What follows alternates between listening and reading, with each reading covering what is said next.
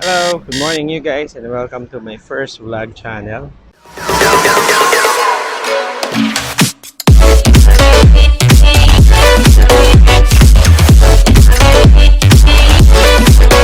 And it's 7 o'clock in the morning and katatapos ko palang mag-jogging. Now I'm going back to my house.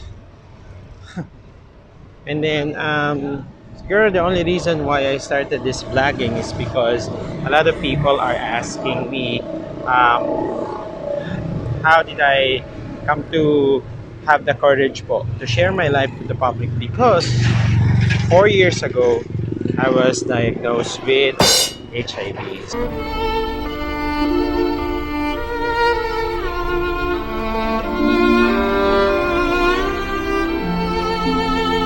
So, 4 years na po akong positive. You're right, heard it right. So at this point in time, I'm now managing to live a normal life. I was able to do it um, quite successfully, no? I'm working, I have my small business, and then probably in my other sharings, I'll also teach you some ways on how for you to be able to overcome whatever obstacles and difficulties that you are facing or challenging. Yun lang naman yun eh. And regardless, HIV pa yan, cancer pa yan, or whatever, I do believe that financial problem ba yan, separation, whatever problems that you have, I think the most important thing sa atin is to be able to build emotional and spiritual muscle. Ang kagandahan nga nito, meron mga YouTube, meron mga Google ngayon that will definitely matawag ang nanay ko. It took me a while to overcome it, but it was all worth it because I was able to use it as my platform right now as an HIV awareness advocate, and I'm going to schools now in collaboration with Jurex, with Boys Night Out as our host and the other doctors. And we go to schools. Nagsishare po kami ng mga awareness about HIV. And then I also want to translate it hindi lang sa HIV. Whatever difficulties that you're having in your life, malalampasan nyo rin. May mga iba't ibang paraan kung paano malampasan ng mga challenges sa buhay. Sa akin, I do meditation every morning. And right now, sinisimulan ko na nga yung idagdag tong jogging every morning para lang mas mabuo ko rin yung physical health ko while I'm emotionally and mentally working also with my mental and emotional health. So, siguro, just to shorten this video that I'm having, malayo-layo pa yung bahay ko, siguro 3 tips lang what I've learned while I was diagnosed with it. Before, I thought it was a punishment for what I did in the past. Okay, how did I get it? I usually have my test over the past 5 years before. 2009, 2008, 2009, 2010, 2011, 2012, 2013, 2014. And then by 2015, because of something that I had it coming, I went to Galera. Nagpakalasing-lasing ako because I lost my career. And then I lost my semi-boyfriend. Hindi kami legal nun. So, nagalit ako sa mundo. And because of my negative response, during my time in Galera, I was so drunk. That was the only time na I think na nag-positive ako because January, negative pa ako, I had my test. February, I went to Galera nga dahil nagalit ako 2015. And then 3 months after, nagpa-test ako ulit because every 6 months or 5 months nagpa-test ako. By May, I became positive. That's the only intervention. So lahat, sabi ko, Lord, ano ba to? 3-hit combo. Everything is disintegrating before me. But eventually, what I learned about it is not, especially when P Awards back one, P Awards back one po, last December of 2015. After 7 months of not working, just, being in the shadow, wasting all my hard-earned savings because of anger, I realized that I have allies pala in life at isa si Pia Awards back then. And hindi ako nag-iisa. And I want you to know that kayo din, especially the PLHIV community, the HIV advocates around there, hindi kayo nag-iisa. And in line with that, siguro one of the message that I like to share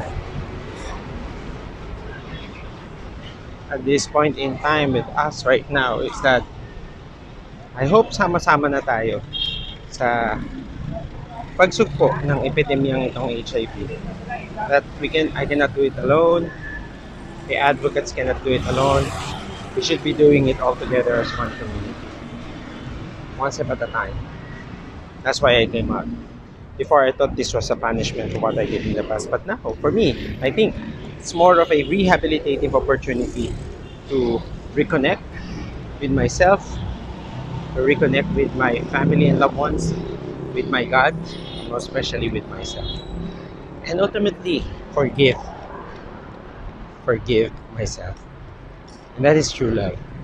Yun yung, I think, tunay na ibig sabihin ng loving yourself. Tama po ba? Because I came across with this quote. Sabi nila, perfection is the antithesis of love. Because love happens when it is safe to be flawed in the presence of another. Yeah, yun. Yun lang yung gusto kong i-share sa inyo sa araw na ito.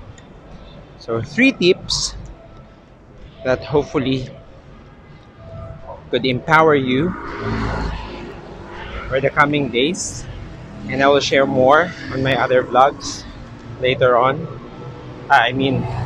Later sa mga susunod ko i-post.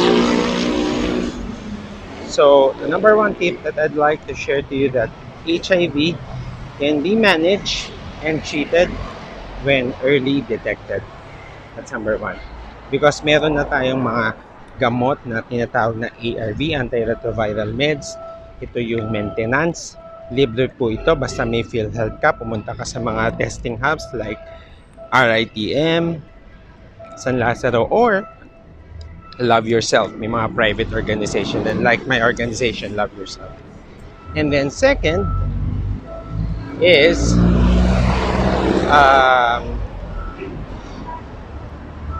that regardless of the result, the only way kasi para malaman natin ang ating HIV status, kung negative or positive, is to have an HIV test.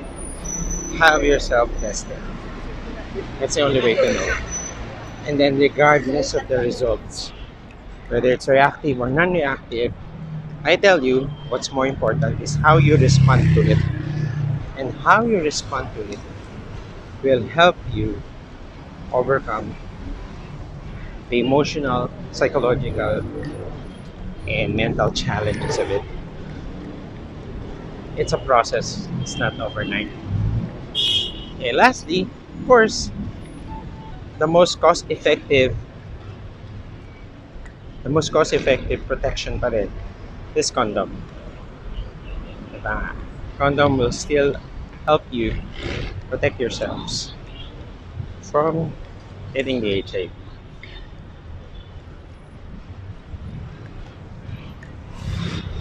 So yun lang yung gusto kong i-share sa inyo.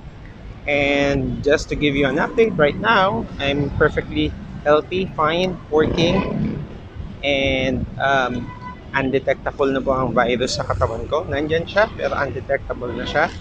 Hindi na siya makita ng machine. Because of my meds, I'm taking it every day, 10 p.m. And then, second is, ang CD4 count ko, ito po yung metric ng ating uh, resistensya, immune system.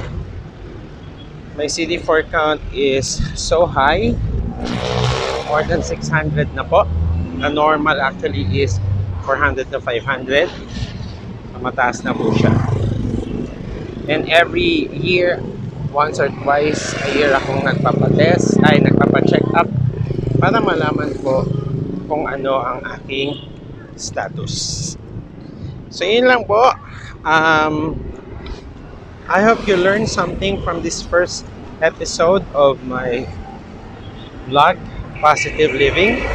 So I hope to see you again, my Jabarkadaz. I'll see you, and I'm so happy natapos ko rin yung first vlog ko. Hindi lang, di ba? So thank you. I hope I was able to inspire you, and more episodes to come. So avoid the scare, be aware. Thank you guys.